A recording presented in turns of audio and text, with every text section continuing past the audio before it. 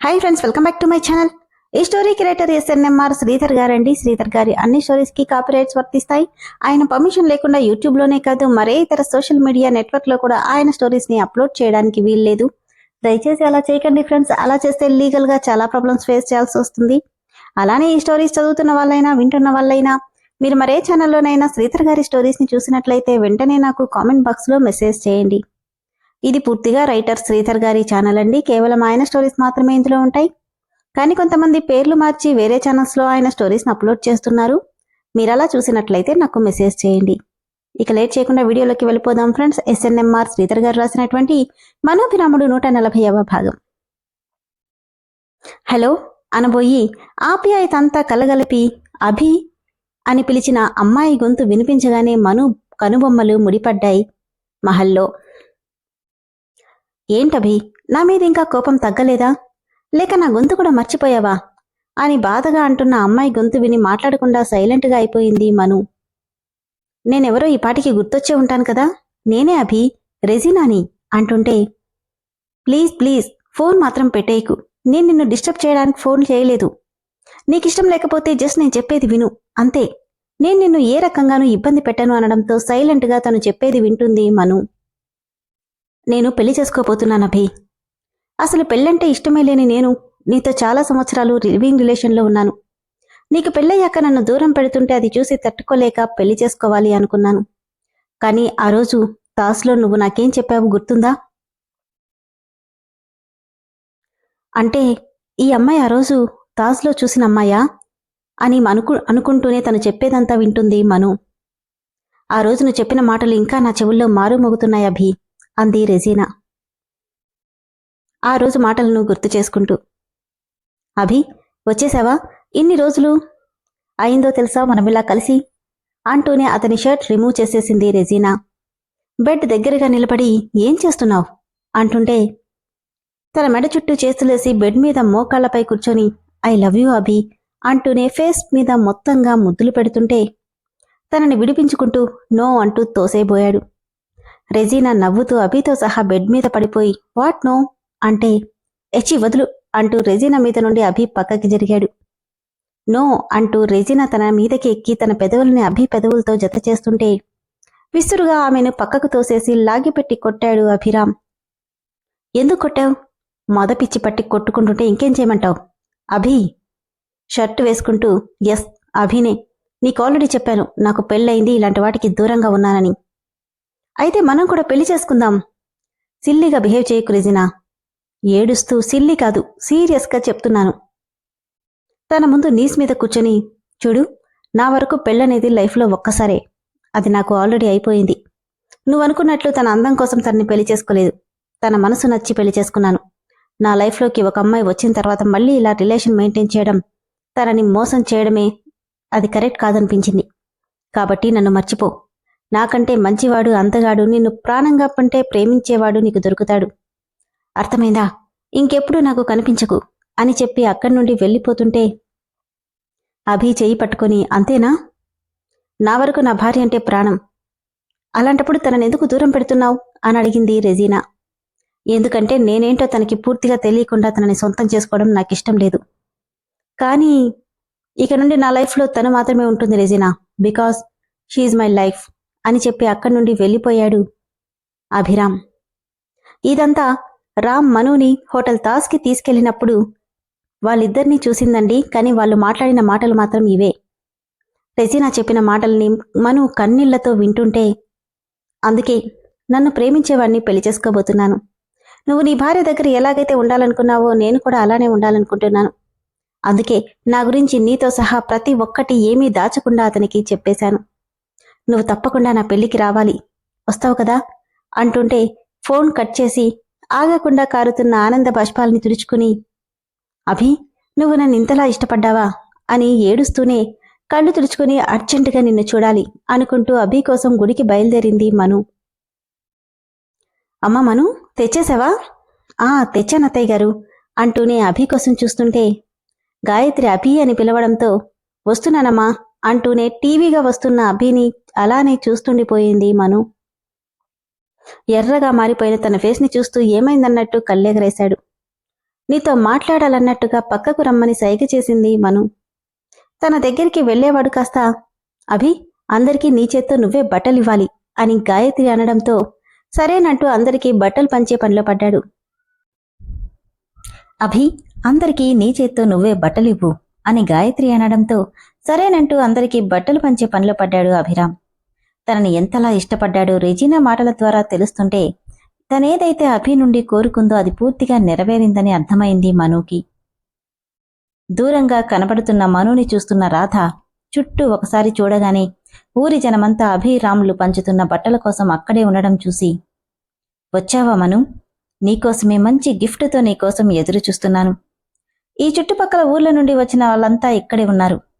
వీళ్ళందరి ముందు నువ్వు మత్తుగా అదోలాగా రామ్ మీద పడుతుంటే ఈ భూపతి వంశానికి రాణి ఎంత గొప్పదో అందరికీ తెలుస్తుంది అని నవ్వుకుంటూ పాల గ్లాస్ తీసుకుని మను దగ్గరికి వెళ్తుంటే, రాధక్క, ఈ పాలెవరికి అంటూ ఎదురొచ్చింది యశు. అది మను కోసం తీసుకెళ్తున్నా, తను కొంచెం నీరసంగా ఉంటేను. దూరంగా కనిపిస్తున్న మనుని చూసి, రాధక్క, నీ కళ్ళకి ఏదో ప్రాబ్లం వచ్చినట్టుంది. అక్క నీరసంగా ఎక్కడుంది? చాలా యాక్టివ్గా ఉంది. తనకు అవసరం లేదులే, గుళ్ళో మొత్తం తిరిగి తిరిగి నేనే బాగా అలసిపోయా. ఈ పాలు నేను తాగుతాను అంటూ రాధ చేతిలో ఉన్న గ్లాస్ తీసుకొని తాగబోతుంటే, ఏయ్ ఆగాగు అంటూ ఆ గ్లాస్ని లాక్కుంది రాధ. ఏమైందక్కా, అలా లాక్కున్నావేంటి? ఏం లేదు, ఇందులో షుగర్ తక్కువగా ఉంది. అయినా ఇది మను కోసం తెచ్చాను, నీకు కావాలంటే వెళ్ళి తీసుకో. అలాగా, సర్లే, మళ్ళీ అదే పనిగా ఏమెళ్తాను, అటెళ్ళినప్పుడు తెచ్చుకుంటా. సరే, నే వెళ్ళి మనుకి ఇచ్చేస్తాను అని వెళ్తుంటే, దీనికి మళ్ళీ నువ్వెందుకక్కా, నేను ఖాళీగానే ఉన్నాగా, ఇలా ఇవ్వు, నే వెళ్ళి ఇచ్చొస్తానంటూ రాధ చేతిలో గ్లాస్ తీసుకుని యశు వెళ్ళిపోతుంటే, యశు, యశు ఆగు అంటూ తన వెనకే వెళ్తున్న రాధ ఫాస్ట్గా నడుస్తూ, నేనిస్తానులే అక్క, నువ్వు వేరే పనుంటే చూసుకో అని మాట్లాడుతూనే మను దగ్గరికి వెళ్ళిపోయింది యశస్విని. అయ్యో, ఈ పిచ్చి మొహంది ఇప్పుడేం చేస్తుందో ఏంటో అనుకుంటూ తన వెనకే వడివడిగా అడుగులేస్తుంది రాధ. మను దగ్గరికి వెళ్లేది కాస్త నుదుటిన పట్టిన చెమటను తుడుచుకుంటూ బట్టలు పంచుతున్న రామ్ని చూసి, పాపం నా రాజకుమారుడు ఎంతలా కష్టపడుతున్నాడో అనుకుంటూ మను వైపు చూడగానే తను నవ్వుతూ అభివైపు చూస్తుంది. అక్క బావతో బిజీగా ఉంది, డిస్టర్బ్ చేయడం ఎందుకులే అనుకుని డైరెక్ట్గా రామ్ దగ్గరికెళ్ళి గ్లాస్ అతని ముందు పెట్టింది.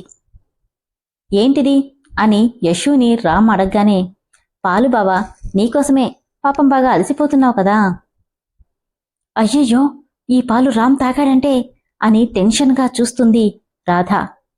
నాకేం అక్కర్లేదు, నువ్వు తాగు.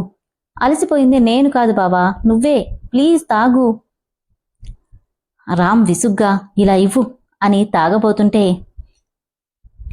అయ్యో రామ్, ఆ పాలల్లో షుగర్ ఎక్కువ వేయలేదు. ఏ యశు, నీకు ఆల్రెడీ చెప్పాను కదా అంటూ వచ్చింది రాధ. కొద్దిగా షుగర్ తగ్గితే ఏమవుతుందక్కా, ఏం కాదులే, నువ్వు తాగు బావా అంటే రాధ కంగారుగా, వద్దు రామ్, బాగా చల్లారిపోయాయి, నీకు వేరే ఇస్తాన్లే అనడంతో నిజంగానే చల్లారిపోవడం వల్ల గ్లాస్ని రాధ చేతికిచ్చేస్తాడు రామ్. ఒక్క క్షణం కూడా లేట్ చేయకుండా, మను, నీకోసం పాలు తీసుకొచ్చాను, తాగు అంటూ ఆమె ముందు పెడితే అభి వైపే చూస్తూ, నాకొద్దు రాధ అంది మను. అలా అంటే ఎలా మను? చూడు ఎంత నీరసంగా ఉన్నావో, ఇక్కడింకా ఎంత పనుందో, నువ్విలా నీరసపడితే ఎలా చెప్పు, అందుకే కాస్త పాలు తాగు అనడంతో గ్లాస్ అందుకొని థ్యాంక్స్ అని సిప్ చేయబోయి, ఉదయం నుండి రెస్ట్ అనేదే లేకుండా పనిచేస్తున్న అభిని చూడగానే తనెంత టైర్డ్ అయ్యాడో తెలుస్తుంటే ఆ పాలవైపు ఒకసారి చూసి అభి దగ్గరికెళ్ళి, అభి, పాలు తాగు అంటూ అతని చేతికి అందించింది. హమ్మయ్యా అంటూ వెనక్కి తిరిగిన రాధ మను మాటకి ఉలిక్కిపడ్డం, మనుని చూస్తూనే నవ్వుతూ ఆ గ్లాస్ అందుకున్న అభిరామ్ తన వైపే చూస్తూ తాగడం ఒకేసారి జరిగిపోయాయి. కృష్ణ అంటూ రాధ దగ్గరికెళ్లేసరికి గ్లాస్ మొత్తం ఫినిష్ చేసి మణి చేతిలో పెట్టేశాడు అభిరామ్. అది చూసిన రాధ షాక్తో బిగుసుకుపోయింది. థ్యాంక్ యూ మను, నిజంగానే చాలా అలసటిగా ఉంది అని అభిరామ్ మనుతో అంటే, నీ అలసట నాకు తప్ప ఇంకెవరికి తెలుస్తుంది అంది మను. పెద్దబావ చూడు, అక్క ఏం చేసినా ఎంత బాగా సపోర్ట్ చేస్తున్నాడు, నువ్వు ఉన్నావెందుకు, నీకోసం నేను పాలు తీసుకొస్తే షుగర్ లేదు, బీపీ లేదు అని పక్కన పెట్టేశావు బావా అని యశు చిరు కోపంగా రామ్ని అడుగుతుంటే, విసిగించకుండా నోరు ముసుకుని అవతలిపో అని కోపంగా చెప్పి బట్టలు పంచుతున్నాడు రామ్. అయ్యో ఇప్పుడేంటి చేయడం అని తనలో తనే టెన్షన్ పడుతుంది రాధ. చూపు తిప్పకుండా చూస్తున్న మనీని చూసి అలా ఉన్నావేంటి అని అడిగాడు. ఎలా ఉన్నాను? నీ కళ్ళలో ఏదో మెరుపు కనిపిస్తుంది మను. కొత్త కొత్తవి తెలుస్తుంటే మెరుపు ఆటోమేటిక్గా వచ్చేస్తుంది అభి. వాట్? ఏం లేదు, నీ ఫోన్ నా దగ్గరే ఉంది అని నవ్వుతూ చేతికిస్తుంటే ఏదో ఫోన్ రావడంతో మాట్లాడుతున్నాడు ఇంతలో. ఇంతతో అక్కడికొచ్చిన అరుంధతమ్మ, అభి మీరిద్దరూ కలిసి స్వామివారి దగ్గర ఆశీర్వాదం తీసుకోండి అంది. సరేనమ్మా అని పూజారులందరికీ పట్టు వస్త్రాలతో పాటు నోట్ల కట్టల్ని కూడా పెట్టి ప్రతి ఒక్కరి దగ్గర ఆశీర్వాదం తీసుకుంటుంటే పసుపు కుంకుమ కలిసిన అక్షింతలతో ఇద్దరిని శీఘ్రమే పుత్ర ప్రాప్తిరస్తు అని దీవిస్తున్నారు అందరూ. ఆ దీవెనకి ఇద్దరిలోనూ చిరు పులకలెంత. ఎప్పుడూ ఊహించని ఆలోచన కళ్ల ముందు కదలాడుతుంటే ఓరగా మను వైపు చూశాడు అభిరామ్. అతన్ని చూడలేక సిగ్గుతో వాలిపోతున్న కళ్లను అతి కష్టంగా పక్కకి తప్పించే ప్రయత్నం చేస్తుంది మను. మను కట్టుకున్న గోల్డెన్ బార్డర్ తెల్ల చీరతో పాటు అభి వేసుకున్న వైట్ కలర్ కుర్తా పైజామా పచ్చని పసుపుని సంతరించుకుని ఇద్దరికీ వింత అందాన్నిస్తున్నాయి వాళ్లు చల్లుతున్న అక్షింతలకి. నూతన వధూవరుల్లా కనిపిస్తున్న ఆ జంటను ఊరి జనమంతా కన్నుల విందుగా చూస్తున్నారు. అమ్మవారి ఒడిబియ్యంతో మను ఒడిని నింపి, వీటిని జాగ్రత్తగా ఎక్కడా కింద పెట్టకుండా ఇంటికి తీసుకెళ్ళండమ్మా అని పూజారులు చెప్పడంతో, అభి ఇక్కడంతా రామ్ చూసుకుంటాడు, మీరిద్దరూ బంగళాకు వెళ్లి పూజ గదిలో వీటిని జాగ్రత్తగా పెట్టండి అంది గాయత్రి. సరేమా అంటూ ఇద్దరూ వెళ్తుంటే, అయ్యో ఇంకో 10 నిమిషాల్లో ఆ మందు ప్రభావం పనిచేస్తుంది, వీళ్ళిద్దరినీ ఎలాగైనా ఆపాలి అనుకుంటూ, కృష్ణ నువ్విక్కడ చేయాల్సిన పనులు చాలా ఉన్నాయి, మను వెళ్తుందిలే అంది రాధ.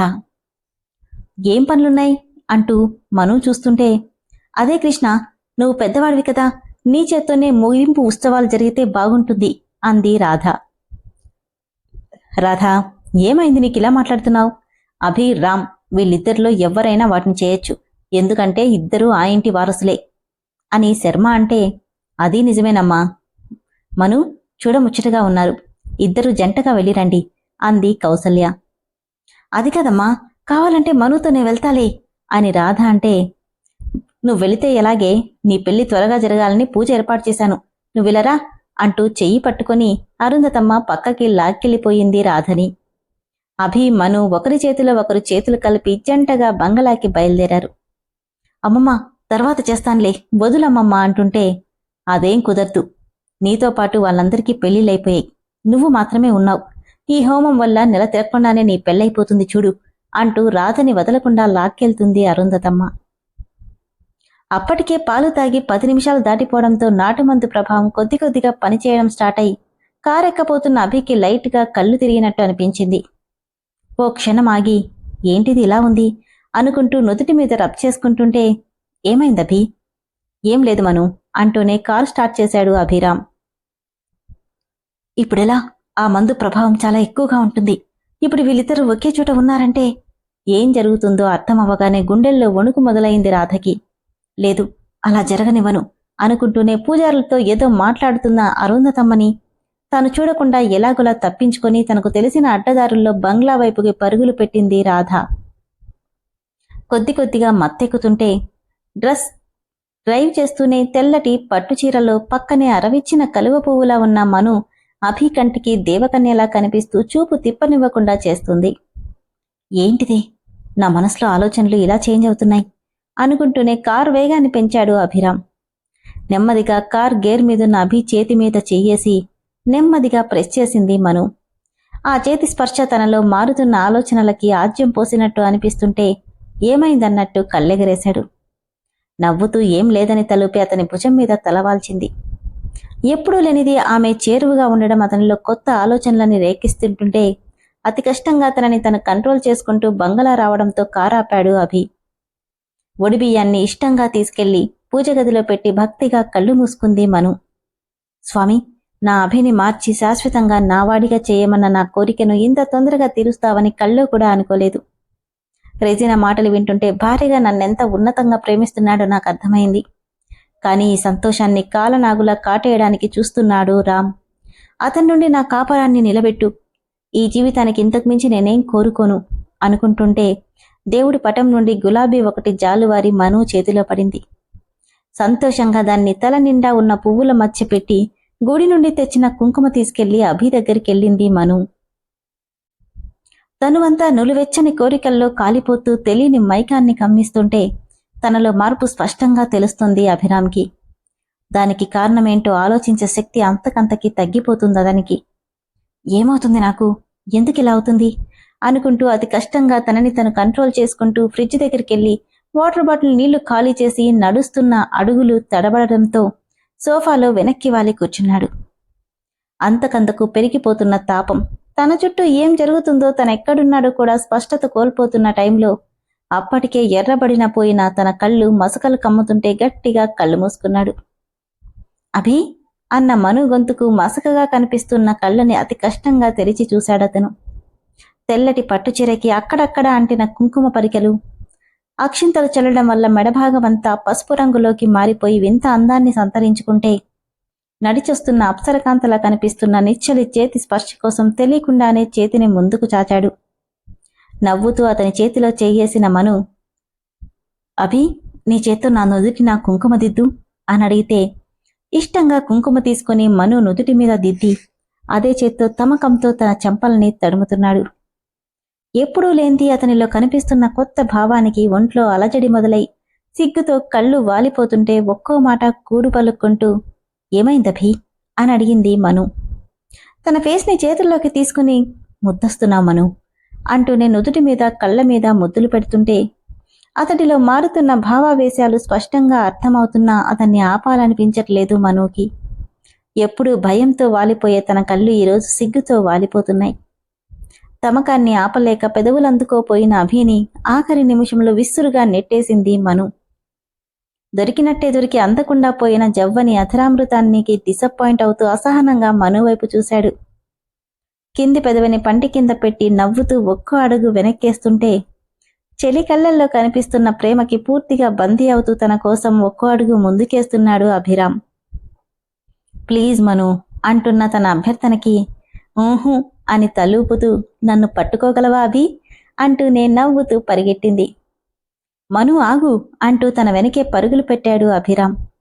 నిశ్శబ్దంగా ఉన్న బంగ్లాలో మను కాలి అందెల సరిగమలు గాజుల గలగలలు చేస్తున్న సంగీత ఝరిలో నన్ను పట్టుకో అభి అంటున్న తీయటి తన స్వరం కలిసిపోయి అతని మనసులో ఉవ్విళ్ళూరుతున్న కోరికలకి ఊపిరిపోస్తుంటే ప్లీజ్ మను ఆగు అంటూనే తన పరుగులో వేగం పెంచాడతను.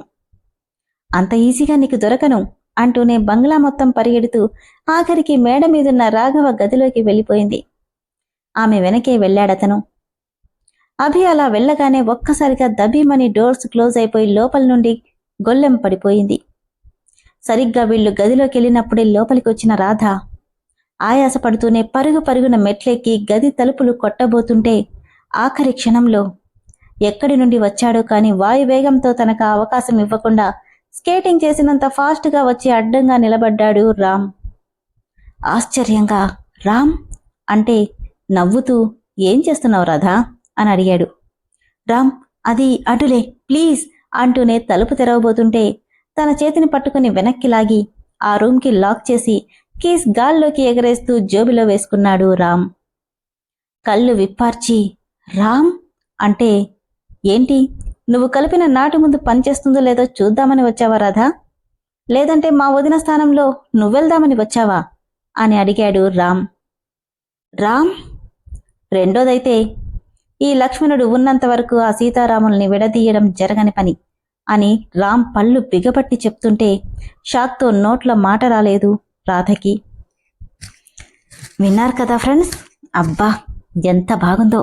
ఇన్ని రోజులుగా రామ్ని తిట్టుకున్న వాళ్ళంతా ఏది ఇప్పుడు మాట్లాడండి చూద్దాం. చూశాడా రామ్ ఆఖరి మాట ఏం చెప్పాడు? ఈ లక్ష్మణుడు ఉన్నంత వరకు సీతారాములని విడదీయడం జరగని పనంట. సో రామ్ ఇదంతా కావాలనే చేశాడు. ఎందుకు చేశాడు ఏంటి అనేది నెక్స్ట్ ఎపిసోడ్లో తెలుస్తుందనుకుంటా. కానీ ఎపిసోడ్ అయితే ఎంత బాగుందో కదా ఫ్రెండ్స్. ముఖ్యంగా అభి మనుల మధ్య సాగిన సన్నివేశం చాలా అందంగా రాసినట్టు అనిపించింది. మరి మీకెలా అనిపించింది? నాకైతే నోట్లో మాట కూడా రావట్లేదు ఈ ఎపిసోడ్ చదివిన తర్వాత, అంత బాగా నచ్చింది. మరి తదుపరి ఎపిసోడ్లో ఏం జరుగుతుందో నేనైతే చాలా యాంగ్జైటీగా వెయిట్ చేస్తున్నా. మీరు కూడా అలానే ఉన్నారు కదా? అలానే ఫ్రెండ్స్, స్టోరీ ఎంత బాగుందో కదా. దయచేసి స్టోరీ నచ్చిన వాళ్ళు లేట్